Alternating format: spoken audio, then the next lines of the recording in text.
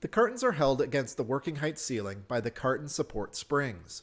The pattern for these springs has been established based upon extensive processing in the field. Deviation from this pattern is not recommended.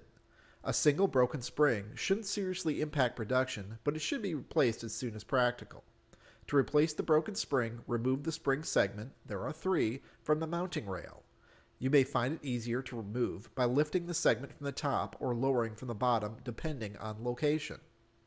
The spring segment can be easily disassembled on a workbench and the broken spring replaced. First, remove the 3 screws holding the plates and spring sections together. Then, remove the top plate and inspect for damaged springs. To make the process easier, replace the new springs exactly where the damaged springs were removed from. You may also want to mark these locations. It's also important to note the slant direction of the springs in order to make sure that the holes will realign when reassembling. You may need to tape the new springs down in order to reassemble the 5 layers. Repeat this process for the second spring layer.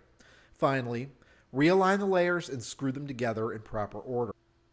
When reinstalling the spring segment, take care not to follow the springs in the previous segment.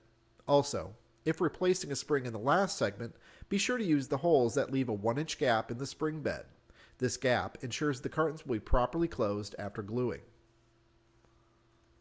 There are a number of flat springs that hold the cartons against the back wall during transfer. These springs should be checked periodically for breakage.